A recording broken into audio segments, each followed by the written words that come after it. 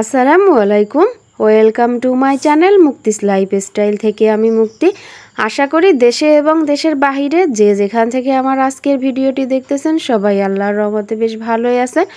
আমিও আমার পরিবারের সবাইকে নিয়ে আল্লাহর রহমতে আপনাদের দোয়ায় বেশ ভালোই আছি। তো আজকেও আরেকটি ভিডিও শেয়ার করতে চলে আসলাম আপনাদের মাঝে। আজকে দুপুরের রান্না থেকেই সরাসরি শুরু করতেছি। আর দুপুরে রান্না করা হবে হচ্ছে মুরগির বিরিয়ানি। অনেক দিন পরে মেয়েদের আবদারে আবারও বিরিয়ানি রান্না করতেছি। আসলে ঢাকাতে যখন ছিলাম তখন প্রায় সময় ওদের বিরিয়ানি রান্না করে দেওয়া হতো, কিন্তু গ্রামে আসার পরে কেন জানি বিরিয়ানি রান্না করাটা ভুলেই গেছি। আসলে গ্রামের সব কিছু টাটকা টাটকা খাবার, টাটকা টাটকা সবজি, তারপরে মাছ সব কিছু পেয়ে কেন যেন মাংস খাওয়াটা ভুলেই গেছি। এই কারণে অনেক দিন পরে মেয়েরা আবদার করলো যে বিরিয়ানি রান্না করতে হবে, তাই আজকে বিরিয়ানি রান্নাটাই করতেছি। আর নাজিফার গেস্ট হবে আজকে একজন। তো ভিডিওতে দেখতে থাকবেন যে নাজিফার গেস্ট কে।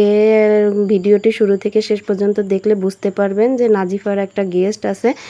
যাই হোক, আমার আজকের ভিডিওটি শুরু থেকে শেষ পর্যন্ত যারা দেখতেছেন, কারো কাছে যদি আমার ভিডিওর কোথাও কোনো অংশে যদি এতটুকু ভালো লেগে থাকে তাহলে ছোট্ট একটা লাইক দেওয়ার অনুরোধ থাকলো। আর আমার চ্যানেলটিতে আজকে যারা নতুন বা প্রতিনিয়ত যারা আমার চ্যানেলটি দেখে যাচ্ছেন কিন্তু সাবস্ক্রাইব করতে ভুলে যাচ্ছেন, তারা প্লিজ আমার চ্যানেলটি সাবস্ক্রাইব করে আমাকে বেশি বেশি করে সাপোর্ট করবেন।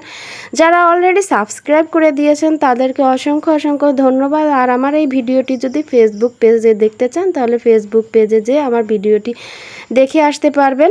তো কথা বলতে বলতে অলরেডি রান্নাবান্না শেষ করে ফেলেছি। এদিকে আবার বাহিরে যে চুলাটা তৈরি করতেছিলাম সেইটার প্রায় কমপ্লিট হয়ে গেছে। এখন একটু লেপালেপি করতেছি, মানে গ্রামে এসে টুকটাক সব কিছুই কাজকর্ম শিখে ফেলেছি, চুলা লেপাও শিখে ফেলেছি।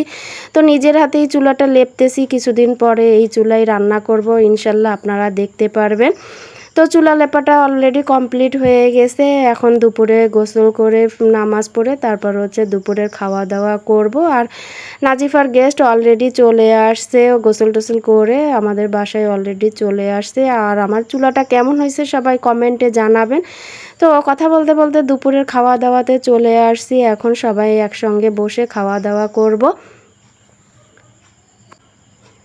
মাশাল্লাহ, আজকে বিরিয়ানিটাও বেশ ঝরঝরা হয়েছে। আসলে মুরগির বিরিয়ানিটা আমার হাতে বেশ মজারই হয়। সবাই যে খায় সেই বলে যে আমার হাতের মুরগির বিরিয়ানিটা নাকি বেশি টেস্টি হয়।